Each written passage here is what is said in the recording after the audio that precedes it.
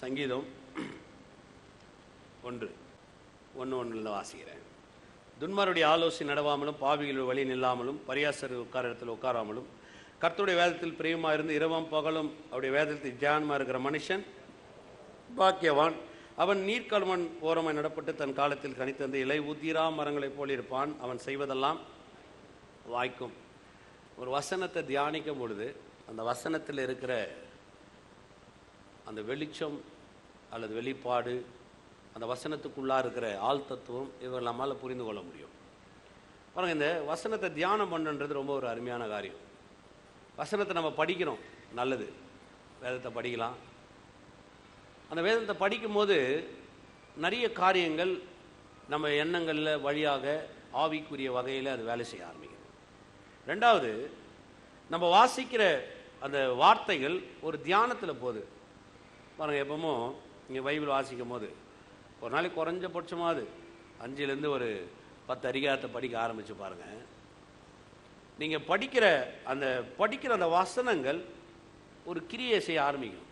அந்த நாள் பொழுதுக்குள்ளவே நடக்கும். சில நேரத்தில் நம்ம யோசிப்போம், வசனத்தை வாசிக்கும் போது அந்த வசனம் எப்படி இடைப்படுது, அந்த வசனம் எப்படி வேலை செய்யுது அப்படின்னு நமக்கு சில நேரத்தில் புரியாது. ஆனால் அந்த வசனத்தை நீங்கள் வாசிக்கும் போது, அந்த வசனத்தோடு நீங்கள் இடைப்படும் பொழுது அது என்ன செய்யும்னா, ஒரு சில வார்த்தைகள் உங்கள் ஆவிக்குள்ளாக ஒரு வெளிச்சத்தை ஏற்படும். அதுக்கு பேர் தான் ரேமான்னு சொல்கிறாங்க. ரேமான்னு சொன்னால் பேசப்படுகிற வார்த்தைகள். பாருங்கள், சில வார்த்தைகள் ஒரு உங்கள் ஆவியின் சத்தத்தில் உங்கள் ஆவிக்குள்ளாக இருந்து அது வெளிப்பட ஆரம்பிக்கும். அந்த வார்த்தை தான் உங்கள் வாழ்க்கையில் ஒரு பெரிய கட்டுமான பணியை உண்டு பண்ணும். இது ரொம்ப முக்கியம். நம்ம எல்லாம் படிக்கலாம், நம்ம எல்லாம் படிக்கிறதுனால எல்லா வார்த்தையும் அப்படியே எனக்கு கிரியை செய்கிறதில்ல. நான் படிக்கும் பொழுது அதில் இருக்கிற ஒரு சில வார்த்தைகள் என் ஆவிக்குள்ளாக போய் என் ஆவியினுடைய சத்தத்துக்கு திரும்பி அது ரேமா, அதான் அந்த பேசப்படுகிற வார்த்தையை மாறும் பொழுது அது ஒரு தியானத்தின் வழியில் வரும். இதுதான் ஆவிக்குரிய கோட்பாடே. இது ஒரு நல்ல காரியம். இப்படி வர மாற்றம் தான் பாருங்கள், ஒரு சிலரை ஒரு பெரிய வெளிச்சத்துக்கு நேராக கொண்டு போயிடுது. பெரிய பெரிய ஊழியக்காரங்களாம் அப்படி தான் திரும்பி இருக்கிறாங்க. கெனத் ஏகன், இப்படிப்பட்ட ஊழியக்காரங்கள் ஒவ்வொருத்தரும், டிஎல் ஆஸ்பன், இவங்களாம் சொல்லும் போது இவங்க படிக்கிற புத்தகத்தை நீங்கள் படிச்சு அவங்க சொல்லுவாங்க பாருங்கள். அந்த ஒரு வார்த்தை அவங்க வாழ்க்கையில் ஒரு தாக்கத்தை ஏற்படுத்தி அந்த வார்த்தையின் மூலமாக ஒரு பெரிய காரியத்தை அவங்க பார்த்துருப்பாங்க. அப்போ நமக்குள்ளே இந்த வார்த்தை வேலை செய்தா அப்படின்னு கண்டிப்பாக வேலை செய்யுது. எப்படி வேலை செய்யும்? நம்ம படிக்கிறோம், நம்ம படிக்கும் போது அந்த படிக்கிற வார்த்தைகள் முதலாவது அது நமக்குள்ளே ஒரு ஒரு ஒரு முதல் ஸ்டெப்பில் உள்ளே வருது, அது வேலை செய்யுது. அது அவ்வளோதான் வரும். அதுக்கப்புறம் அது ஆவிக்குள்ளே போகுது. அங்கே போகும்போது தான் அந்த வார்த்தையினுடைய ஒரு வெளிச்சம், ஒரு வெளிப்பாடு கிடைக்குது. அதுக்கு பேர் தான் தியானம் சொல்லப்படுது. அதை பாருங்கள், தியானம்னா எல்லாத்தையும் எடுத்து தியானம் பண்ண முடியாது. தியானம்னு சொல்லும் பொழுது ஒரு காரியத்தை ஒருமுகப்படுத்தி பார்க்குறோம். ஒரு காரியத்தையோ ஒரு பொருளையோ ஒரு வார்த்தையோ அதை ஒருமுகப்படுத்தி பார்க்குறோம். அதை ஒருமுகப்படுத்தி அந்த காரியத்தினுடைய ஒரு ஒரு வெளிப்பாடை அல்லது ஒரு வெளிச்சத்தை நம்ம கண்டுபிடிக்கணும். அதுக்கு தான் தியானம் வருது. அதனால தான் அதுக்கு ஒரு உதாரணம் அவர் சொல்லும் போது அந்த மரத்தை சொல்கிறார். ஒரு கர்த்தருடைய வேதத்தில் தியானமாக இருக்கிற மனுஷன் எப்படி இருப்பான்னா, அவன் நீர்க்காலம் ஓலமாக நடப்பட்டு தன் காலத்தில் தனித்தந்து இலை உதிரா மரங்களைப் போல இருப்பான். அவன் செய்வதெல்லாம் வாய்க்கும். ஏன் அந்த மரத்தை உதாரணமாக சொல்கிறாருன்னா, பாருங்கள், மரத்தை நம்ம எல்லாரும் பார்க்குறோம். மரத்தை பார்க்காத ஆட்டிலே இருக்க முடியாது. ஏன்னா மரத்தை நம்ம பார்க்குறோம். ஒரு மரம்னா என்ன, அது எப்படி வேலை செய்யுது, அது எப்படி வளருது, அது எப்படி கனி தருது, அது எப்படி பசுமையாக இருக்குன்னு. ஆனால் அங்கே ஒரு வார்த்தை அவர் சேர்க்கிறார் பாருங்க, நீர்க்கால் ஓரமாய் நடப்பட்ட மரத்தை போல் இருப்பான். அது ரொம்ப முக்கியம். பாருங்க, அந்த நீர்க்கால் ஓரமாக நடப்பட்டது சொன்னால், அந்த நீர்க்கால் ஓரமாக இருக்கிற அந்த மரத்தை நீங்கள் பார்த்தீங்கன்னு வைங்களேன், அந்த ஈரப்பதம் எப்பவுமே அந்த வேரில் இருந்துகிட்டே இருக்கும். அந்த ஈரப்பதம் அந்த வேரில் இருந்துகிட்டே இருக்கும்போது அந்த ஈரப்பதத்தினுடைய அந்த தாக்கம் அந்த மரத்தில் இருக்கிறதுனால அந்த மரம் ஒரு பசுமையான நிலைமையில் எப்பவுமே இருக்குது. இலை உதிரா மரங்களை போல் இருப்பான் அப்படின்னு வரும்போது ஒரு மரத்துக்கு 2 காலம் இருக்குது, வசந்த காலம், இலை உதிர் காலம். ஆனால் இந்த மரம் எப்படி இருக்குதுன்னு சொல்றாரு, அது ஒரு இலை உதிரா மரங்களை போல் இருக்குது. அந்த பசுமையின் தன்மை அதில் இருக்குது. அது தன் காலத்தில் தனியை தருது. அப்போ அது அந்த மரத்தை போல ஒரு மனுஷன் மாறுறான். எப்போ மாறுறான்?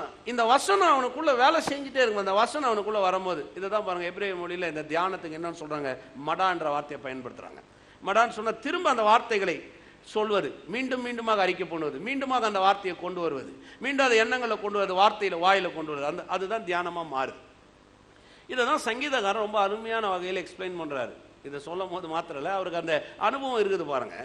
என்ன அப்படின்னு பார்த்தீங்கன்னா, சங்கீதம் 23:1, கர்த்தர் என் மேய்ப்பராக இருக்கிறார், நான் இந்த வசனத்தை நம்ம யாரும் மறக்கவும் முடியாது, இதை நம்மளால சொல்லாம இருக்கவும் முடியாது, இதை கேட்காம நம்ம இருந்திருக்கவும் முடியாது, இந்த வசனத்தை பார்க்காம இருக்க முடியாது. நிறைய இடத்துல இதை பார்க்கலாம். கர்த்தர் என் மேய்ப்பரா இருக்கிறார் நான்.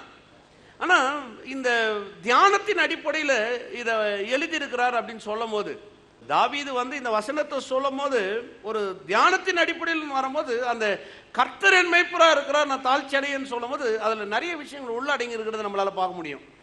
நீங்க மேலோட்டமா பார்க்கும்போது கர்த்தர் என் மேய்ப்பரா இருக்கிறார் தாழ்ச்சி அடையேன், ஒரு ஆடு மேய்க்கிற மாதிரிங்க கடவுள் நம்மளுக்கு மேய்ப்பரா இருப்பார், ஒரு ஆடு எப்படி இருக்குதோ அந்த மாதிரி கர்த்தரை நம்மளை நல்ல நிலைமையில வச்சிருப்பார். இல்ல, இதை பாருங்க, எழுதுற ஒரு ஆள் ரொம்ப முக்கியம். அந்த எழுதுற ஆளுடைய மனப்பக்குவத்தை நம்ம ரொம்ப புரிஞ்சுக்க வேண்டியதா இருக்கும். அந்த எழுதுற ஆளுடைய பின்னணி நம்ம கொஞ்சம் தெரியணும். எதுக்காக எப்படி எழுதியிருப்பார், எப்படி இதை எழுதியிருக்கிறார், எப்படி இவர் இப்படி சொல்ல முடியுது கர்த்தர் என் மேய்ப்பரா இருக்கிறார் எப்படி சொல்ல முடியுது, ஒரு ஆழமான கருத்தை எப்படி கொண்டு வர முடியுது. வேதத்தில் பாருங்க 4 காரியங்கள் ஒருங்கிணைக்கப்படுது. அதாவது கடவுளை குறித்து இந்த உலகத்தில் காமிக்கும் போது 4 உறவுகளை நம்மளால பிரதிபலிக்க முடியும். 1, அவர் ராஜாவா இருக்கிறார், நாம் அவருடைய ஜனங்களா இருக்கிறோம். இதான் முதலாவது காரியம். அவர் ராஜாவா இருக்கிறார், நாம் ஜனங்களா. 2வது, அவர் அப்பாவா இருக்கிறார், நாம் பிள்ளைகளா இருக்கிறோம். 3வது, அவர் மணவாளனா இருக்கிறார், நாம் மணவாட்டியா இருக்கிறோம். 4வது, அவர் மேய்ப்பனா இருக்கிறார், நாம் ஆடுகளா இருக்கிறோம். இது ரொம்ப முக்கியம் பாருங்க. இந்த வேதத்தில் இந்த 4 உறவையும் நீங்க பார்க்கலாம். இந்த 4 உறவுகளும் வரதை பார்க்கலாம்.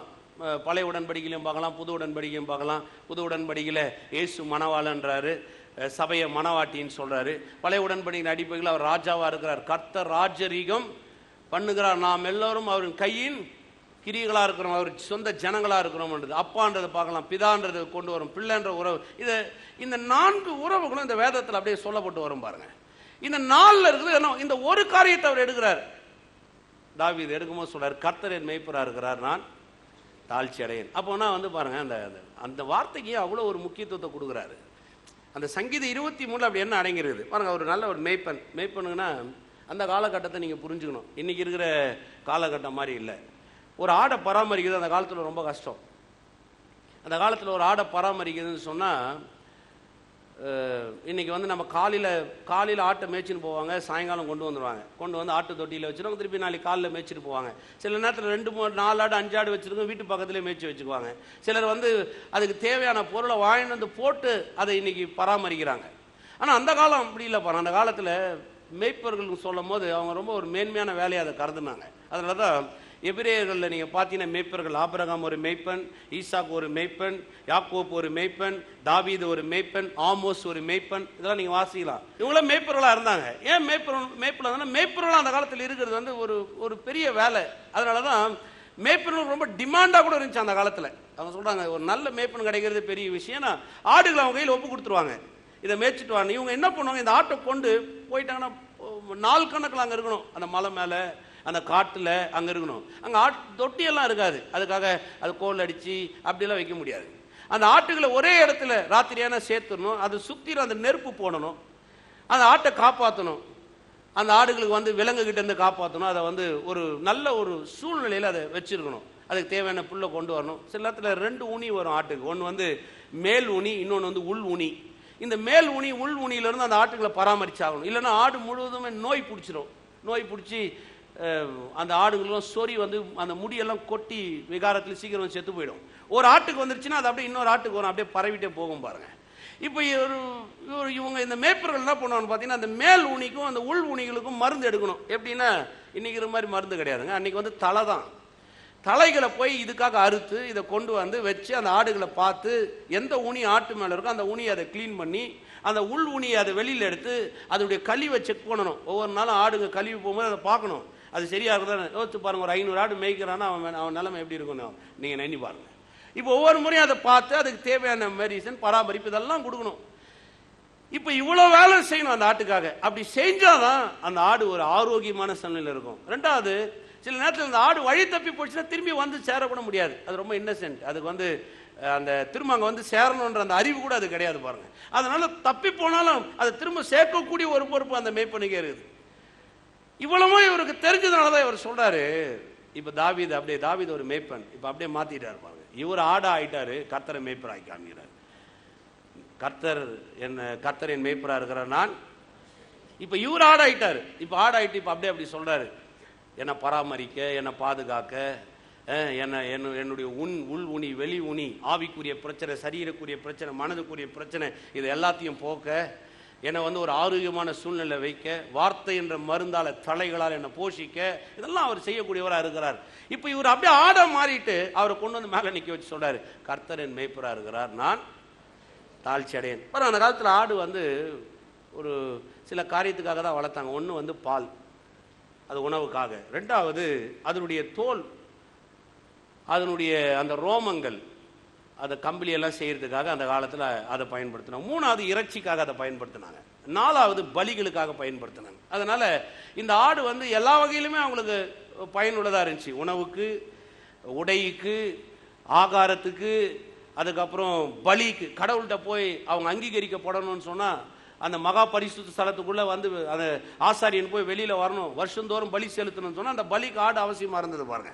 அதனால இவங்க இதுக்கெல்லாம் இந்த ஆடுகளை அவங்க பராமரிச்சு வச்சுட்டு இருந்தாங்க. இப்போ தாவீதுக்கு இதை பார்க்கும்போது ஒரு ஒரு ஒரு பெரிய சந்தோஷம். என்ன சந்தோஷம்னா, தன்னை ஆடு ஆக்கிட்டு கர்த்தர் அப்படியே ஒரு மேய்ப்புன்ற ஸ்தானத்தில் கொண்டு அப்படியே பார்க்க ஆரம்பிக்கிறான். இது மேலோட்டமான ஒரு காரியம். இதுக்காக மாத்திரம் கர்த்தர் என் மேய்ப்பரா இருக்கிறார், நான் தாழ்ச்சி. அதில் இன்னொன்று உள்ள இருக்குது. இது 300 தான். இப்போ நம்ம கருப்பூரில் தான் போக போகிறோம். ஏன்னா அந்த வார்த்தை ரொம்ப முக்கியம். அந்த கர்த்தர் என் மேய்ப்பரா இருக்கிறான்னு சொல்றா இல்லைங்களா, அந்த கர்த்தர்ன்ற வார்த்தை மிக முக்கியம் பாருங்க. கர்த்தர்ன்ற வார்த்தை நீங்க போய் பார்த்தீங்கன்னா எபிரேய மொழியில யெகோவா யாவே என்ற வார்த்தையை தான் பயன்படுத்துறாங்க. யெகோவா யாவே இந்த வார்த்தை நீங்க வேதத்துல பார்க்கலாம் பாருங்க. ஆதியாகமம் முதல் அதிகாரத்தை முழுமையா நீங்க படிச்சு பாருங்க. நீங்க வாசிக்கிற எந்த இடத்துலயுமே கர்த்தர்ன்ற வார்த்தை நீங்க பார்க்கவே முடியாது. எத்தனை பேர் வாசிக்கிறீங்க ஆதியாகமம் முதலாம் அதிகாரத்தை? ஆதியாகமம் முழுவதும் நீங்க பாருங்க. ஆதியிலே தேவன் வானத்தையும் பூமியும் சிருஷ்டித்தார். ஆங்கிலத்தில் இப்படி வரும் பாருங்க, காட் அண்ட் லார்ட்னு வரும். காட்னு சொன்னா தேவன் அர்த்தம். தேவன் சொன்னீங்கன்னா எலோயிம்னு அர்த்தம். எலோயிம் சொன்னோம்னா சிருஷ்டி கர்த்தர்னு அர்த்தம். இந்த முழு அதிகாரத்தில், அந்த முதலாம் அதிகாரத்தில் முழுவதும் நீங்க பார்த்தீங்கன்னா அவர் ஒரு சிருஷ்டி கர்த்தரா இருக்கிறார். சிருஷ்டிக்கிறவர், ஒரு சிருஷ்டிப்பை ஏற்படுத்துகிறவர், சிருஷ்டிப்பை கொண்டு வருகிறவர், அப்படிதான் இருப்பார் முழு அதிகாரத்திலையும். நீங்க 2ஆம் அதிகாரத்தில் பாருங்க, அப்படியே வாசிங்க வாங்க. 2ஆம் அதிகாரத்தில் வாங்க. ஆதியாகமம் 2ஆம் அதிகாரம் 4வது வசனத்தை பாருங்க. தேவனாகிய கர்த்தர் பூமியையும் வானத்தையும் உண்டாக்கின நாளிலே, தேவனாகிய கர்த்தர், அது 1:1 வாசிச்சு பாருங்க. ஆதியிலே தேவன் வானத்தையும் பூமியையும் சிருஷ்டித்தார். 2:4 வாசிச்சு பாருங்க. தேவனாகிய கர்த்தர் பாருங்க. அந்த தேவன் சொல்ற வார்த்தை ஒரு எலோயிம். ஆனா கர்த்தர் என்ற வார்த்தை யெகோவா. யெகோவான்ற வார்த்தை உடன்படிக்கையின் தேவன் அர்த்தம். யாவே ஒரு உடன்படிக்கை செய்கிறவர். யாவேன்னு சொன்னா காரியங்களை வாய்க்க பண்ணுகிறவர், அவர் சொல்லுகிறத நிறைவேற்றுகிறவர். அதனாலதான் யாவே. இங்க தேவனாகிய கர்த்தர் என்ற வார்த்தை 2ல இருந்து ஆரம்பிக்கும். இப்ப நீங்க கர்த்தர் என் மேய்ப்பரா இருக்கிறார், நான் தாழ்ச்சி அடையேன்னு சொன்னா, கர்த்தர் அந்த வார்த்தை நீங்க எடுத்தீங்கன்னு வச்சுங்களேன், எபிரேய மொழியின் அடிப்படையில் யாவே என்ற பதத்தை போட்டு தான் நீங்க வாசிக்க முடியும். யாவே என் மேய்ப்பரா இருக்கிறார், நான் தாழ்ச்சி அடையேன். யாவே என் மேய்ப்பரா இருந்தார். யாவேன்னா என்ன? அதான் முக்கியம். யாவேன்னா என்ன? யாவேன்னா என்னங்க? எல்லாம் ஒண்ணு தானே. தேவனும் சொல்லலாம், கர்த்தர்னு சொல்லலாம், எலோயிம்னு சொல்லலாம். இல்லைங்க, ஒவ்வொரு பெயருக்கும் ஒரு அர்த்தம் இருக்கு. இந்த காலகட்டத்தில் இருக்கோ இல்லையோ, இந்த காலத்தில் பேருக்கு அர்த்தத்தை பார்த்தீங்கன்னா வித்தியாசமாக இருக்கும். மனுஷனுக்கு வைக்கிற பேர் நாய்க்கு வைப்பான், நாய்க்கு வைக்கிற பேர் மனுஷனுக்கு வைப்பான். பார்த்துருக்கீங்களா? சில பேர்லாம் சொல்லும் போது திருப்பி சொல்கிறது கூட வாயில் வராது. நீங்கள் பார்த்தீங்கன்னா அவன் சொல்லுவான், இது ரெண்டும் கலந்த மாதிரி இருக்குது, இது ஜெர்மனும் ஃப்ரெஞ்சும் சேர்ந்து அதை கொண்டு வந்துட்டாங்க அப்படின்வான். அந்த வார்த்தைக்கு அர்த்தமும் புரியாது, வாயிலையும் வராது. இப்போல்லாம் இன்னும் மாடல் ஆகி போச்சு. பார்த்தீங்கன்னா கல்யாணம் ஆகும்போது அவங்க பேசிக்கிறாங்க, உங்கள் வார்த்தையிலேருந்து 2 பொருள், அந்த அவங்க வார்த்தையிலேருந்து 2 பொருளை எடுத்து ஜாயின் பண்ணி ஒரு புது பேரை உருவாக்குறாங்க. அவங்க இப்படி வச்சுக்கிட்டா அது நம்ம வம்சம்னு இல்லையா, அப்படி வச்சுக்கலான்றாங்க. இதெல்லாம் அவங்க பேர் வைக்கிறது. ஆனால் பழைய காலத்தில் அப்படி கிடையாது. பழைய உடன்படிக்கையில் நீங்கள் போனீங்கன்னா ஒவ்வொரு பேருக்கும் ஒரு ஒரு பொருள் இருக்கு. ஒவ்வொரு பேரும் ஒரு குணாதிசயத்தையும் அந்த செயல்பாடையும் உள்ளடக்கியதா இருக்கும். கர்த்தர் அதனாலேயே சிலர் பேரை மாத்தினார். எதுக்கு பேரை மாத்தினார்னு சொன்னீங்கன்னா, பேரை மாத்ததுனால அவன் ஆள் மாறிலன்னு இல்லை, அவன் குணாதிசயம் அப்படி வரணும். அதுக்காகவே அவன் அப்படிப்பட்டவன் இருக்கிறான்றதுக்கு அந்த பேரை கொண்டு வந்தார். ஆபிரகாம், ஆபிராம் அப்படின்றத எடுத்து ஆபிரகாம், சாராய் எடுத்து சாரால். ஏன் அப்படி கொண்டு வந்தார்? ஜீவன் உள்ளவர்களாம் இவள் தாயானவள் ஆபிரகாம் விசுவாசத்தின் தகப்பன். ஏன் அந்த பெயர் அப்படி கொண்டு வர்றாருன்னா, அந்த பெயர் ஒரு காரியத்தை வெளிப்படுத்துது. வாசிக்கலாம் பாருங்க, ஆதியாகமம். ஒரு பெயர் எப்படி ஒரு ஒரு செயல்பாடுக்குரியதா இருக்குது, அந்த பொருளுக்குரியதா இருக்குதுன்னு பார்க்கலாம் பாருங்க. ஆதியாகமம் 49:22. யோசேப்பு கனிதரும் செடி, அவன் நீர் ஊற்றண்டில் உள்ள கனிதரும் செடி, அவன் கொடிகள் சுவற்றின் மேல் படரும். வில்வீரர் அவனை மனவடிவாக்கி அவன் மேல் எய்து அவனை பகைத்தார்கள். ஆனாலும் அவனுடைய வில் உறுதியாய் நின்றது. அவன் புயங்கள் யாக்கோப்புடைய வல்லவரின் கரங்களால் பலத்தன.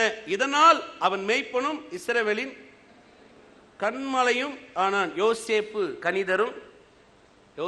கனிதரும் செடி. பாருங்க, இந்த யோசேப்பை தான் இயேசு கிறிஸ்துக்கு டைப்பாலஜி நம்ம பயன்படுத்துறோம். அதுவே யோவான் 15ஆம் அதிகாரத்தில் நீங்க போய் வாட்சி பாருங்க. நான் திராட்சை செடி நீங்கள் எங்கிருந்து வருது பாருங்க. அப்போ ஒரு பெயர் யோசேப்புன்னு அந்த பெயர் வைக்கும் போதே அங்க கிறிஸ்துவ மையப்படுத்தி தான் காரியங்கள் நடக்குது. அப்போ கனிதரும் செடியில் அவனுக்கு எப்படி வருதுன்னா, அந்த அந்த வெளிப்பாடு வரணும், கிறிஸ்துவ அவங்க பிரதிபலித்து காமிக்கணும். அதனால ஒவ்வொரு பெயருக்கும் ஒரு குணாதிசயமும் அந்த செயல்பாடு இருந்தது பாருங்க. அப்போ ஒவ்வொரு பெயரும் என்னத்தை காமிக்குது? ஒரு குணாதிசயத்தையும் ஒரு செயல்பாடையும் காமிக்குது. ஆண்டவர் எல்லாத்தையும் சிருஷ்டித்தார், ஆதாம் கிட்ட கொண்டு வந்தார், பேர் வைக்க சொன்னார். எதுக்கு ஆதாம் கிட்ட பேர் வைக்க சொன்னார்? இப்போ ஆதாம் அப்படியே A for apple, B for ball, C for கேட்டுன்னு வைக்கல. ஆதாம் ஒன்னொன்னையும் பார்க்குறான்.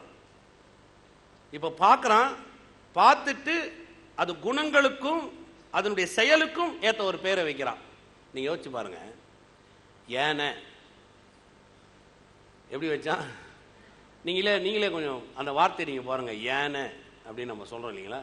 யானையை பார்க்கும்போது அவனுக்கு ஒரு தோற்றம் கண்ணுக்கு தோறுது, அது குணாதிசயம் தெரியுது, அது உருவம் தெரியுது, அது செய்யற செயல்பாடு தெரியுது. அதுக்கு ஏன அப்படின்னு பேர் வச்சா. நீங்களே பாருங்க, அது பூனைன்னு வச்சிருந்தா எப்படி இருக்கும் நினைக்கிறீங்க? நீங்களே யோசிச்சு பாருங்க.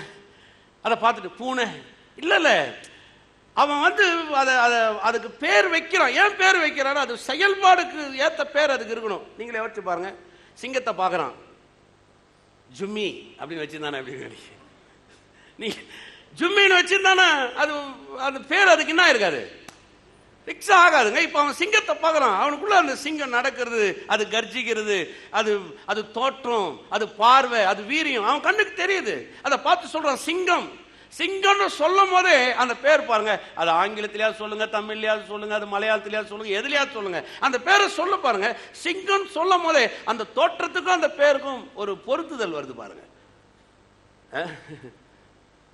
கடலுக்கு போறான், அங்க அப்படியே ஒரு பெரிய திமிங்கலம் அப்படி வருது, அதை பார்க்கறான். எறான்னு வச்சிருந்தா எப்படி இருக்கும்? நீங்களே கொஞ்சம் சிந்திச்சு பாருங்க. எறா, திமிங்கலம், அது சொல்லும் போதே பாருங்க அந்த பெயர் அதுக்கு பொருந்தது, அதுக்கு அப்படியே எக்ஸாக்டா அப்படி வருது. ஏன்னா அது உருவம், அது குணாதிசயம், அது செயல், இதெல்லாம் கண்ணுக்கு தெரியுது. அதனாலதான் ஒவ்வொரு பேருக்கும் அந்த பொருளும் அந்த பெயரும் அந்த குணாதிசயம் அந்த செயல்பாடுக்கு ஒரு லிங்கை ஏற்படுத்தி கொடுக்குறாங்க. இது ஏன் வரேன், இது அப்படியே போகலாம். ஆனால் எனக்கு தேவையான ஒரு பொருள் உங்களுக்கு விலைக்கு காமிக்கிறது தான் இங்கே போக வேண்டியதாக இருக்குது. இப்போ நீங்கள் வாங்க, அங்கே வாங்க. கர்த்தரேன் யாவேயன். அப்போ யாவேயன் மேய்ப்பரா இருக்கிறார்னா யாவேன்னா என்ன? யாவேன்ற பேர் ஏன் பொருந்தது? அந்த மேய்ப்பன், அந்த யாவேயன் மேய்ப்பரா இருக்கிறார் சொன்னா, யாவே எப்படி மேய்ப்பனா இருக்கக்கூடிய காரியத்தை செய்ய முடியும் அவரால்? யாவேன் மேய்ப்பரா இருக்கிற நான் தாழ்ச்சி அடைய அவன் சொல்றான். அதை யாவேன்னா என்ன? யாவேன்ற பேர்ல என்ன அடங்கி இருக்குது? யாவேன்ற பேருக்குள்ள எப்படிப்பட்ட ஆழ்த்தத்துவம் இருக்குது, பொருள் அடக்கம் இருக்குது, செயல்பாடு இருக்குதுன்றது புரிஞ்சுக்கணும் இல்லையா?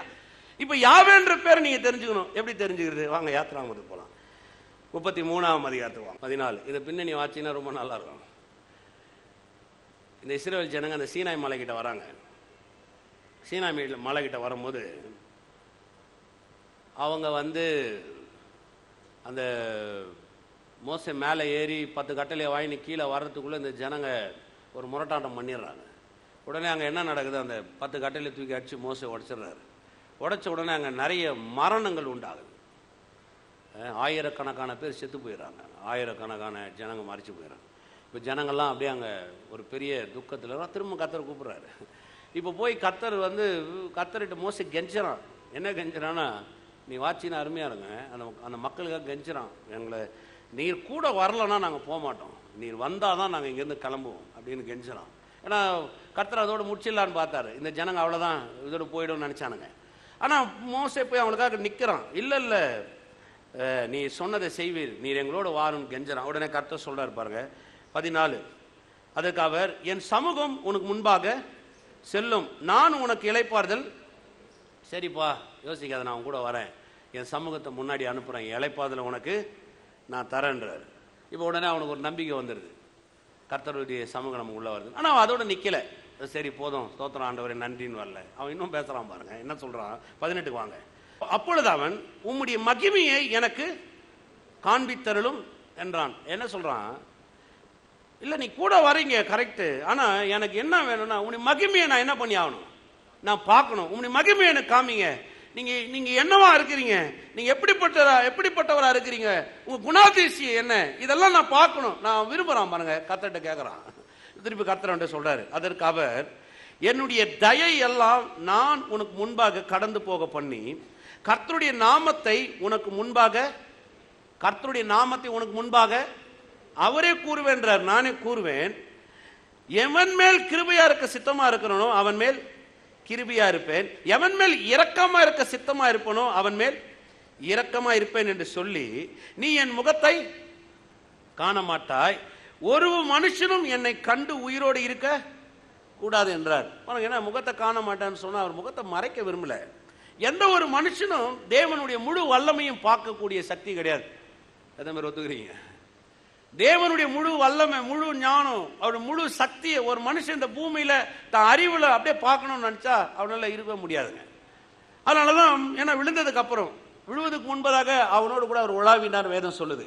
பாவம் வந்ததுக்கு அப்புறம் இப்போ அவன் கர்த்தருடைய பரிசுத்தம் பாவியான மனுஷனை கொன்னுடும். இப்ப அந்த முழு காரியத்தை காட்ட முடியாது, அவன் முழு மகிமையை காமின்ற அவர் சொல்ற முடியாது, இப்ப முழு மகிமையை நான் அவனை காட்ட முடியாது சொல்லிட்டு சொல்றாரு. 20 பாருங்க, நீ என் முகத்தை காண மாட்டாய், ஒரு மனுஷனும் என்னை கண்டு உயிரோடு இருக்கக்கூடாது என்றார். 23 வந்துருங்க, என் கரத்தை எடுப்பேன், அப்பொழுது என் பின்பக்கத்தை காண்பாய், என் முகமோ காணப்படாது என்றார். ஒரு வேலை செய்யறேன், நான் உனக்கு காமிக்கிறேன், ஆனா முழுமையா நீ என்னை பார்க்க முடியாது, அது ரொம்ப கஷ்டம். என்னுடைய ஒரு சைடு, ஒரு பின்பகுதி மட்டும் நான் அவனுக்கு காமிக்கிறேன் அப்படின்னு சொல்லிட்டு அவனுக்கு காமிக்கிறார். 34ஆம் அதிகாரத்துக்கு வாங்க. 34:5, கர்த்தர் ஒரு மேகத்தில் இறங்கி அங்கே அவர் அருகே நின்று கர்த்தருடைய நாமத்தை கூறினார். கர்த்தர்ன்ற வார்த்தைலாம் நீங்க நல்லா சொல்லிக்கலாம் பாருங்க, யாவே யாவே யாவே தான் வரும். நான் அப்படியே வாசிக்கிறது. யாவே ஒரு மேகத்தில் இறங்கி அங்கே அவன் அருகே நின்று யாவேவுடைய நாமத்தை கூறினார்.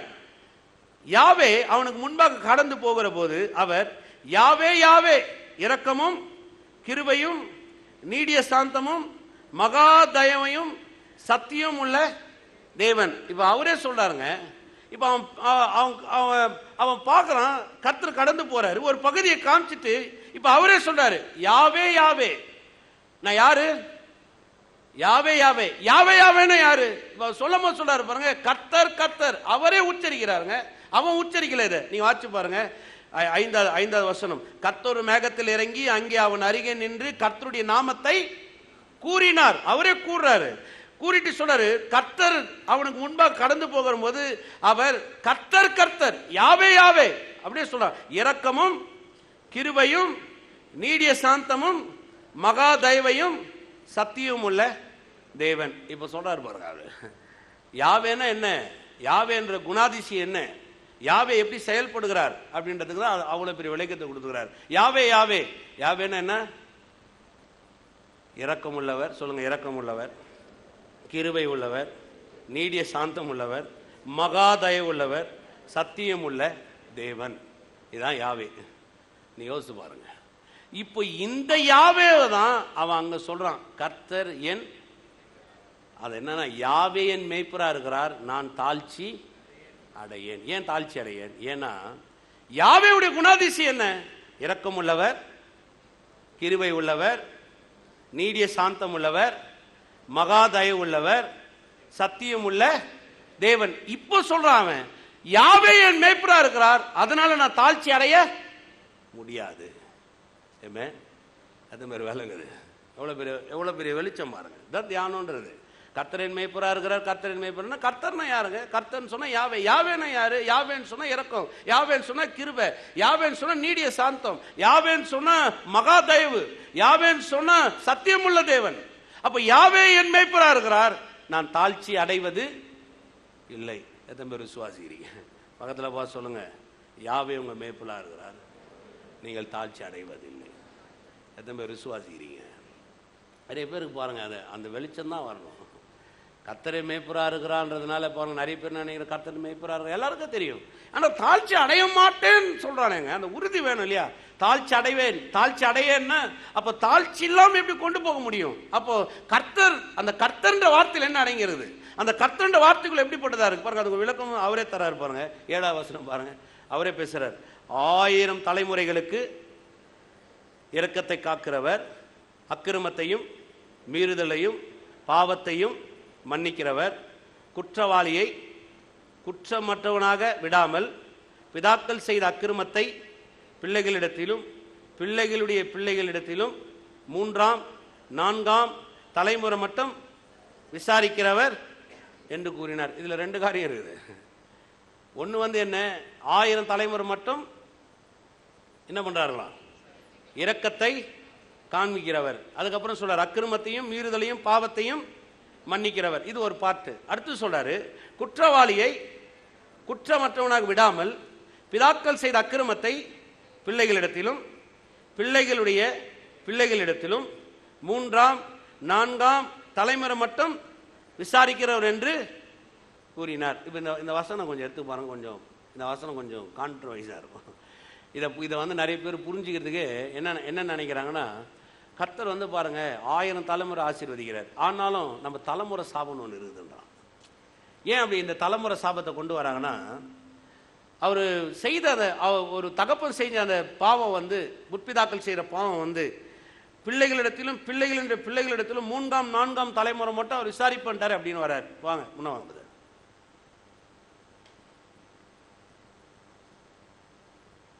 இப்போ இவர் கர்த்தருக்குள்ள வராரு.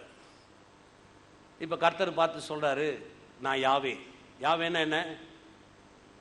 யாவேன்னா என்னங்க? யாவே யாவே சொல்றாங்க, கர்த்தர் கர்த்தர். யாவே யாவேன்னு என்னங்க?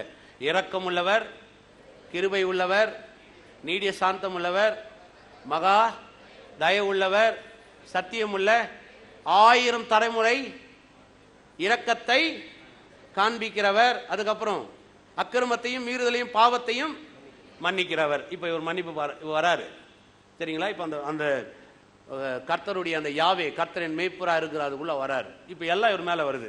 சரி, இப்ப இவர் தவறு பண்ணிட்டாரு. இப்ப இவர் தவறு பண்ண உடனே இப்ப அந்த முதலாம் பிள்ளைகளுடைய 3ஆம் 4ஆம் தலைமுறை மட்டும் விசாரிப்பாரு. அப்ப இவரு இப்போ எதுக்கு பாத்திரனா இருக்கிறாரு இவரு? சொல்லுங்க. இப்போ இவர் அதுக்கு பாத்திரனா இருக்கிறாரா இல்ல இதுக்கு பாத்திரனா இருக்கிறாரா? 1000 தலைமுறை ஒரு இரக்கம் காட்டுறேன்னு சொல்லிட்டு இருக்கிறாரு. இப்ப 1000 தலைமுறை நான் உன்னை நான் ஆசீர்வதிக்கிறேன், உன்னை கொண்டு போறேன்னு சொல்லி இருக்கிறாரு. 1000 தலைமுறைக்கு ஒருத்தர் முன்ன கொண்டு வந்துட்டு இப்ப திரும்ப 3 நாள் நீ கொண்டு வராரு பாருங்க. எப்பவுமே ஒரு வசனத்தை வாசிக்கும் போது அந்த கான்ட்ரவர்சி நீங்க புரிஞ்சுக்கணும். ஏன் அப்படி வருது? ஒரு காரியத்தை காமிக்கிறதுக்காகவே இந்த காரியத்தை எழுதுறாங்க. இந்த காரியம் வந்துச்சுன்னு காமிக்கிறேன். நன்றி. இந்த காரியத்தை வந்துச்சுன்னு காமிக்கிறாங்க. எசேக்கியேல் வாங்க 18ஆம் அதிகாரம். எல்லாரும் திறந்து கொள்ளுங்க. கர்த்தருடைய வார்த்தை எனக்கு உண்டாகி அவர், பிதாக்கள் திராட்சை காய்களை தின்றார்கள், பிள்ளைகளின் பற்கள் கூசி போயின என்னும் பழமொழியை நீங்கள் இஸ்ரவேல் தேசத்தை குறித்து சொல்லுகிறது என்ன? எசேக்கியேல் தீர்க்கதரிசி சொல்றாங்க, பிதாக்கள் அந்த திராட்சை காயை சாப்பிட்டாங்களாம், பிள்ளைகளுடைய பல் என்ன பண்ணிச்சான்? கூசிச்சான். இந்த பழமொழி இஸ்ரவேல் தேசம் சொல்லுகிறது என்ன? அதுக்கப்புறம் 3 வாசிங்க. இனி 3 எல்லாரும் பாருங்க. இனி இஸ்ரவேல் இந்த பழமொழியை சொல்லுவதில்லை என்பதை என் ஜீவனை கொண்டு சொல்லுகிறேன் என்று கர்த்தராகிய ஆண்டவர் உரைக்கிறார். என்னன்னு சொல்றாருங்க? பிதாக்கள் திராட்சை காயை சாப்பிட்டாங்க, பிள்ளைங்களுடைய பல்லு கூசிச்சுன்னு இனி என்ன பண்ணக்கூடாது, சொல்ல முடியாது. ஏன் சொல்ல முடியாது? அப்ப பாருங்க, எசேக்கியேல் எதை எடுத்து பேசுறாரு? அப்ப அந்த அவர் 1000 தலைமுறை ஒரு மனுஷன் மேல இரக்கத்தை காமிக்கிறார். 1000 தலைமுறைக்கு அவனை ஆசீர்வதிக்கிறார். 1000 தலைமுறைக்கு அவன் மேல ஒரு மன்னிப்பு காமிக்க விரும்புறார். 1000 தலைமுறை. ஏன் 1000 வார்த்தையை கொண்டு வருது? ஏன்னா அவர் யாவே, அவர் எப்படிப்பட்டவரா இருக்கிறார். அதனாலதான் பாருங்க, யாவே தேவனுடைய குணாதிசயம் என்னன்றதான் அங்க விளக்கி காமிக்கப்படுது. அந்த யாவேயுடைய குணாதிசயம் எவ்வளவு விசாலமா இருக்கு, எவ்வளவு பரந்ததா இருக்குதுன்னு தான் காமிக்கப்படுது. இப்பதான் கொண்டு வந்து சங்கீதக்காரங்க சொல்றான், யாவே என் மேய்ப்பரா இருக்கிறார், நான் உங்களுக்கு இப்ப தாழ்ச்சி அடைய முடியாதுன்ற உறுதி அவனுக்கு எங்கிருந்து வருதுன்னா, யாவே அப்படி சொல்லி இருக்கிறார். என்னன்னு, நான் இரக்கத்தை காமிக்கிறேன், நான் உனக்கு தயவ இரக்கமும் கிருபையும், அந்த வார்த்தை மகா தயவையும் நீடிய, அந்த வார்த்தை நீங்க போய் வாசிக்கணும். அந்த நீடிய சாந்தம் என்ற வார்த்தை போய் எபிரேய மொழியில பாத்தீங்கன்னா அவங்க சொல்றாங்க, லாங் நோஸ், பெரிய மூக்கு இருக்குது.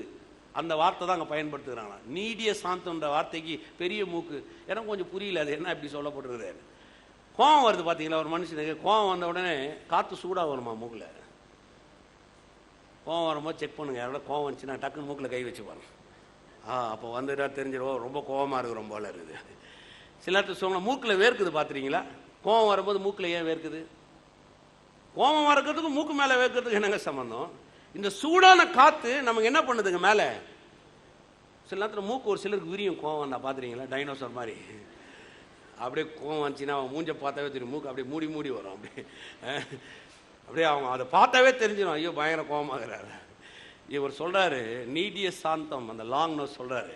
கர்த்தர் எப்படி போட்டவரான், அவருக்கு கோவம் வரும்போது அந்த அந்த அக்கினி வர்றதுக்கு லேட்டாக ஆகணுமா, அது வெளியில் வர்றதுக்குள்ள ஆறிடணுமா. அதனால தான் அந்த மூக்கை பெருசாக வச்சிருக்கிறாராம். ஏமே எவ்வளோ பெரிய விளக்கம் பாருங்க. நீடிய சாந்தம் உள்ளவர், சொல்லுங்க நீடிய சாந்தம் உள்ளவர். அதுதாங்க சங்கீதக்காரன் சொல்றான், யாவே என் மேய்ப்பரா இருக்கிறார், நான் தாழ்ச்சி அடையேன். ஏன்னா யாவே மேய்ப்பரா இருந்தால் தாழ்ச்சி அடைய முடியாது. அந்த பெயர் அவ்வளோ முக்கியமாகப்படுது. இன்னொரு இடத்துல வாசிக்கலாம் வாங்க, யாத்ராகம் வாங்க, யாத்ராகம் 3ஆம் அதிகாரம், யாத்ராகம் 3:13 வாசிக்கலாம்.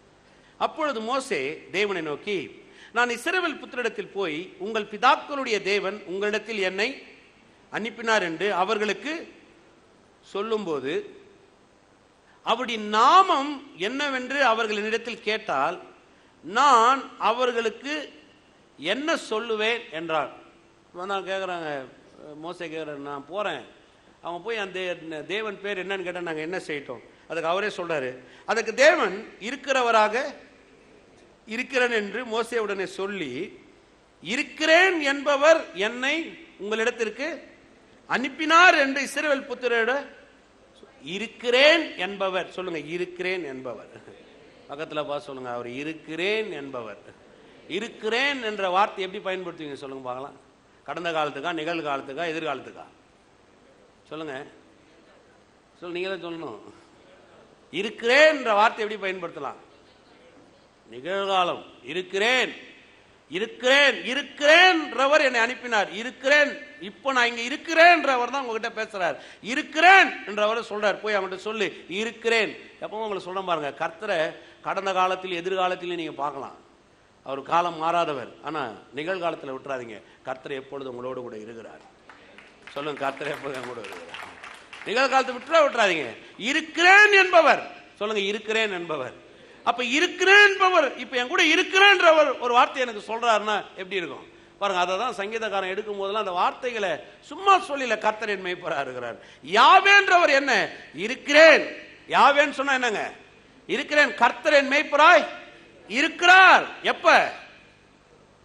சத்தத்துக்கு அப்புறம் என்ன சொல்லுவாங்க? கல்லில் என்ன சொல்லுவாங்க? எல்லாரும் அந்த வார்த்தை எங்க படிப்பாங்க? உலகம் முழுவதும், இந்தியாவில் மட்டும் நினைச்சிடாதீங்க, உலகம் முழுவதும் இந்த வார்த்தையை தான் படிப்பாங்க. இறந்துட்டாங்கன்னா கர்த்தர் என் மேய்ப்பரா இருக்கிறார், நான் தாழ்ச்சி அடையேன், மரண இருளின் பள்ளத்தாக்கில் நடந்தாலும் பொல்லாப்புக்கு.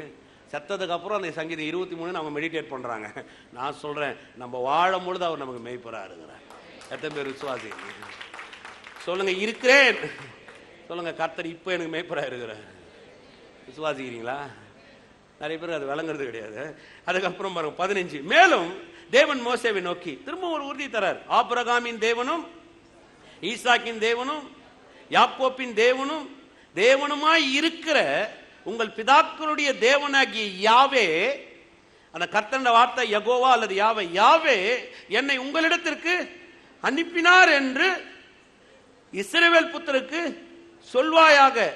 என்றைக்கும் இதுவே என் நாமம், என்றைக்கும் இதுவே என் நாமம், தலைமுறை தலைமுறை தோறும் இதுவே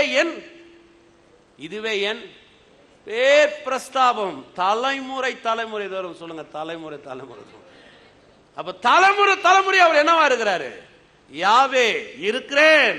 தலைமுறை தலைமுறை நம்ம இந்த பூமியில பார்க்கலாம், நம்ம இல்ல, தலைமுறை தலைமுறை நம்ம கர்த்தருடைய வருகை தாமதமாகுதுன்னு வச்சுங்க, நம்ம சந்ததி டு சந்ததி அவர் யாவேவா இருக்க வல்லவரா இருக்கிறார். ஏமே எத்தனை பேர் விசுவாசிக்கிறீங்க? என்ன மாதிரி சொல்றாரு பாருங்க அவரு. இதுவே என் நாமம், தலைமுறை தலைமுறையிலும் இதுவே என் பேர் பிரஸ்தாபம். அல்லேலூயா சொல்லுங்க. அவர் இருக்கிறவரா இருக்கிறார். இருக்கிறேன் என்பவர் என்கிட்ட பேசுறாரு அவர். அல்லேலூயா. எத்தனை பேர் விசுவாசிக்கிறீங்க? அதுக்கு அடுத்து வாங்க, நான் 6ஆம் அதிகாரத்துக்கு வந்துருங்க.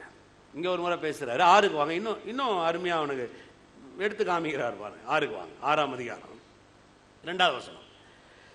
சர்வ வல்லமுள்ள தேவன் என்னும் நாமத்தினால் நான் ஆபிரகாமுக்கும் ஈசாக்குக்கும் யாக்கோப்புக்கும் தரிசனமானேன். ஆனாலும் யெகோவா என்னும் யாவே என்னும் என் நாமத்தினால் நான் அவர்களுக்கு, யெகோவா யாவே ரெண்டும் ஒண்ணுதான், யாவே என்னும் நாமத்தினால் நான் அவர்களுக்கு அறியப்படவில்லை. அவர்கள் பரதேசிகளை தங்கின தேசமாகிய கானான் தேசத்தை அவர்களுக்கு கொடுப்பேன் என்று நான் அவளோட என் உடன்படிக்கையை ஏற்படுத்தியிருக்கிறேன்.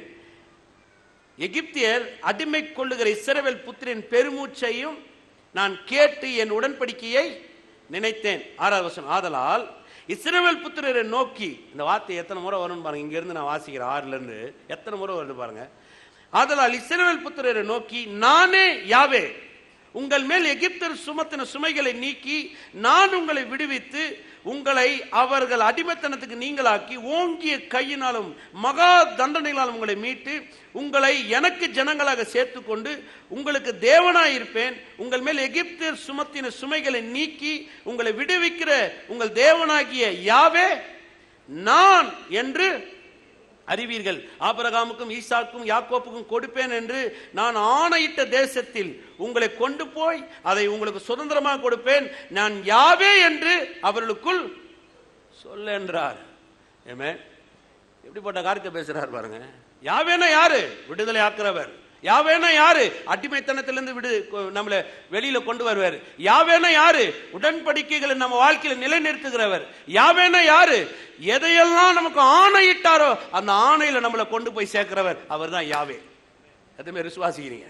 அததான் சங்கீதக்காரன் சொல்றான், யாவே என் மேய்ப்பரா இருக்கிறார், நான் தாழ்ச்சி அடைய மாட்டேன்றான். எதுவுமே விசுவாசிக்கிறீங்க? சொல்லுங்க, யாவே என் மேய்ப்பரா இருக்கிறார், நான் தாழ்ச்சி அடைவது இல்லை. விசுவாசிக்கிறீங்களா? அதில் தான் பாருங்க, நம்ம சில நேரத்தில் நினைப்போம், என்னன்னே தெரியல கர்த்தர் கொடுக்கல.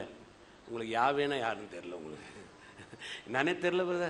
சில நேரத்தில் தராரு, சில நேரத்தில் தரமாட்டேன்றாரு. யோசிச்சு பாருங்க, சில நேரத்தில் தந்து சில நேரத்தில் உங்களுக்கு ஏன் தராமல் இருக்கணும்? இல்லை, எனக்கு விளங்கலை யாவேனா யாருன்றது, எனக்கு விளங்கலை. அவர் சொல்றாரு பாருங்க, எவ்வளோ அருமையான வார்த்தை பாருங்க. அந்த 6லேருந்து 8 வரைய வாட்சின்னு எவ்வளோ அருமையா இருக்கு பாருங்க. அவர் சொல்றாரு, அந்த வார்த்தையை பாருங்க, நானே யாவே. 6ல் சொல்றாரு, நானே யாவே உங்கள் மேல் சுமத்தின சுமைகளை. உங்க மேல யாரும் சுமத்தி இருக்கிறாங்களா? என்ன சுமையான இருந்துன்னு போட்டாரு. கடன், பிரச்சனை, அழுத்தம், பாரம், அவமானம், என்ன மாதிரி சுமையான உங்க மேல சுமத்துட்டோம். இந்த காலை வேளை கர்த்தர் சொல்றார், அவர் உங்க சுமைகள் எல்லாம் நீக்கி போட வல்லவராரு. எத்தனை விசுவாசிக்கிறீங்க? பக்கத்துல பார்த்து சொல்லுங்க, உங்க சுமைகள் எல்லாம் உங்க யாவே நீக்கி போடுறாரு. அவர் சொல்றாரு, அப்படியே சொல்றாரு, நான் யாவே உங்கள் மேல் சுமத்தின சுமைகளை நீக்கி உங்களை விடுவித்து. 2வது சொல்றாரு பாருங்க, ஒரு சுமையை நீக்கிறேன், 2வது ஒண்ணு விடுவித்து உங்களை அவர்கள் அடிமைத்தனத்திலிருந்து நீங்களாக்கி. உன்னை அடிமைப்படுத்தி வச்சிருக்கானா? உன்னை ஏதாவது ஒரு வகையில் அடிமைப்படுத்தி வச்சிருக்கானா? ஏதோ ஒரு வகையில வேதனையில, கஷ்டத்துல, துன்பத்தில் அடிமைப்பட்டிருக்கீங்களா? கர்த்தர் சொல்ற அந்த கால வேளையில உங்களை ஓங்கிய கையினால் மகா தண்டனையினால் உங்களை மீட்டெடுக்க போறார். உங்களை தங்களுக்கு ஜனமாக சேர்த்துக்கொண்டு உங்களுக்கு தேவனா இருப்பேன். உங்கள் மேல எகிப்தர் சுமத்தின சுமைகளை நீக்கி உங்களை விடுவிக்கிற உங்கள் தேவனாக யாவே நானே. ஏமே சொல்லுங்க, என்னை விடுவித்து என்னை நீங்களாக்கி என்னை மீட்டெடுத்து என் அடிமைத்தனத்தை நீக்கி எல்லாம் அந்த யாவே செய்யறாரு. அதே மாதிரி விசுவாசிக்கிறீங்க. அதெல்லாம் கத்தரிட்டெல்லாம் நீங்கள் கோச்சிங்கன்னா வேலைக்கு ஆகாது. சில சொல்லுவாங்க, நான் கோச்சிங் கோயிலுக்கு 2 வாரம் போக மாட்டேன். போகாத. இல்லைங்க, நான் வரவே மாட்டேன், இனிமேல் கோயிலுக்கு வராத. நீ வந்தாலும் பிரச்சனை இல்லை, நீ வரனாலும் பிரச்சனை இல்லை, யாவே இருக்கிறேன்ட்டார். அவ்வளோதான். எத்தனை விசுவாசிக்கிறீங்க சொல்லுங்க? யாவே இருக்கிறேன் என்றவர் என்னை அனுப்பினார். எவ்வளோ அருமையாக சொல்லிக்கிறாங்க. நான் இருக்கிறேன்னு போய் சொல்லு, இருக்கிறன்றவர் என்னை அனுப்பிச்சார்னு போய் சொல்லு. அவ்வளோதான். நான் காலை வேளையில் உங்களுக்கு அதான் சொல்கிறேன். இருக்கிறேன் என்பவர் உங்களிடத்தில் எனக்கு சொல்ல சொன்னார். அவ்வளோதான். எத்தனை பேர் விசுவாசிக்கிறீங்க? ஹல்லேலூயா. இருக்கிறேன் என்றவர் உங்ககிட்ட சொல்றார். உங்கள் சுமைகளை யாவை நீக்க வல்லவராருங்க. உங்கள் அவமானங்களை உங்கள் யாவை நீக்க வல்லவராக இருக்கிறார். உங்கள் அடிமைத்தனத்தைகளை உங்கள் யாவை நீக்க வல்லவராக இருக்கிறார். உங்கள் மேல் இருக்கிற நுகத்தை முறித்தெடுக்க உங்க யாவை வல்லவராக இருக்கிறார். அததான் சங்கீதக்காரன் சொல்லிட்டான், யாவே என் மேய்ப்பர், நான் எப்பவும் தாழ்ச்சி அடைய மாட்டேன். அது பிசாசா இருந்தாலும் சரி, ஜனங்களா இருந்தாலும் சரி, உலகமா இருந்தாலும் சரி, நெருக்கமா இருந்தாலும் சரி, தரித்திரமா இருந்தாலும் சரி, அது போராட்டமா இருந்தாலும் சரி, வியாதியா இருந்தாலும் வியாகுலமா இருந்தாலும் சரி, தைரியமா சொல்லலாம், யாவே என் மேய்ப்பரா இருக்கிறார், நான் தாழ்ச்சி அடையேன். கரங்களை தட்டு தேவன் ஆர்ப்பரிப்போமா. நேரமாய் போச்சு. சொல்லுங்க, யாவே என் மேய்ப்பரா இருக்கிறார், நான் தாழ்ச்சி அடையேன். ஹல்லேலூயா. சுவாசிக்கிறீங்களா? மோசேக்கு எப்படி இருக்கும் நீ யோசிச்சு பாருங்க. இந்த வார்த்தையை சொல்லது மாத்திரம் இல்லை, மோசேவுடைய மனசு கொஞ்சம் யோசித்து பாருங்க. மோசே கேட்ட உடனே அப்படியே கண்ணெல்லாம் மோசே வெளியில் வந்து விழுந்துருக்காங்க. நான் யாவேன்னு கேட்டேன், ஆனால் யாவே இவ்வளோ பெரியவராக இருக்கிறார். இரக்கம் உள்ளவர், கிருபை உள்ளவர், நீடிய சாந்தம் உள்ளவர், மகாதய உள்ளவர், சத்தியம் உள்ள தேவன், 1000 தலைமுறைகளுக்கு அவர் இரக்கத்தை காண்பிக்கிற தேவன். ஹல்லேலூயா. எல்லா கரங்களை வைத்து ஸ்தோத்திரிப்போமா. ஓ நன்றி. எல்லாரும் கரங்களை வைத்து ஸ்தோத்திரிப்போமா. தகப்பனே உமக்கு நன்றி. நன்றி ராஜா. நீர் இருக்கிற தேவன், நீர் இருக்கிற தேவன் ஆண்டவர். நீ நல்லவர், நீ நல்லவர், நீ நல்லவர் ஆண்டவர். ஓ உம்மை துதிக்கிறோங்க தகப்பனே, உம்மை ஸ்தோத்திரிக்கிறோம். நீர் மாறாத தேவன் ஆண்டவரே. வானமும் பூமியும் ஒளிந்து போனாலும் என் வார்த்தை ஒன்றும் ஒளிந்து போகாதுன்னு சொன்ன தேவன். கர்த்தர் எங்கள் மேய்ப்பரா இருக்கிறார், நாங்கள் தாழ்ச்சி அடைவதில்லை. ஓ நன்றி ஆண்டவரே, நன்றி நன்றி ஆண்டவரே. எல்லா சுமைகளுக்கும் எங்கள் ஜனங்கள் நீங்களாக்கி மீட்டெடுக்கிறீரே. எல்லா பாரங்களை விட்டு நீங்கிட்ட ஆண்டவரே. இந்த காலை வேளையில இயேசுவின் நாமத்தினால இங்க இருக்கிற ஒவ்வொரு கடன்கள் நுகங்களை முறித்தெடுக்கிறேன் இயேசுவின் நாமத்தில். எல்லா பேங்க் கடன், எல்லா விதமான அழுத்துகிற கடன்கள், அவன் மேல இருக்கிற நெருக்கங்கள் இயேசுவின் நாமத்தினால முறியட்டங்க தாவே. ஆண்டவங்க இழந்ததெல்லாம் இயேசுவின் நாமத்தில் திரும்பி வரட்டும் ஆண்டவர். யாரெல்லாம் பேசினாங்களே, யாரெல்லாம் அவமானப்படுத்தினாங்களோ, எல்லாம் எந்த அவமானத்தை அவங்க மேல போட்டாங்களோ, எல்லா சுமைகளும் இயேசுவின் நாமத்தில் நீங்க போகட்டும். கர்த்தர் இவள் மேய்ப்பரா இருக்கிறார், இவங்க தாட்சி அடைவதே இல்லை ஆண்டவரே. ஓ நன்றி அப்பா, நன்றி நன்றி. ஓ ஸ்தோத்திரங்கத்தாவே. இருக்கிறேன் என்பவர் என்னை அனுப்பினான் சொல்லன்றி ஆண்டவரே. இருக்கிறேன் என்கிற தேவன் இந்த காலை வேளையில் இவளோடு பேசிக் கொண்டிருக்கிறார். காமக்கு நன்றி. வார்த்தைகளுக்காக நன்றி, வெளிப்பாடுகளுக்காக நன்றி. அவளுடைய இருதயங்கள் தேற்றப்பட்டபடினால நன்றி ஆண்டவரே. தோய்ந்து போய் வந்த உள்ளங்கள் ஆறுதல் அடைந்தபடினால நன்றி, நம்பிக்கை பிறந்தபடினால நன்றி. கர்த்தர் எனக்கு மேய்ப்பரா இருக்கும் பொழுது நான் தாழ்ச்சி அடைய மாட்டேன் என்ற விசுவாசம் அவளுக்குள்ளாய் புதுப்பிக்கப்பட்டபடினால் நன்றி. பெரிய காரியங்களை செய்யுங்க ஆண்டவரே. நாம மகிமை பெறட்டும், நாம மகிமை பெறட்டும். நீ நல்லவர் ஆண்டவர். இயேசு நாமத்தினால பிதாவே, ஆமென். கர்த்தராகிய இயேசு கிறிஸ்துவின் கிருபையும் பிதாவாகிய தேவனுடைய பரிசுத்த ஆவியானவருடைய அன்யோன்யம் என்றும் என்றும் சதா காலம் நம்ம ஒவ்வொருத்தரும் இருப்பதாக. ஆமென்.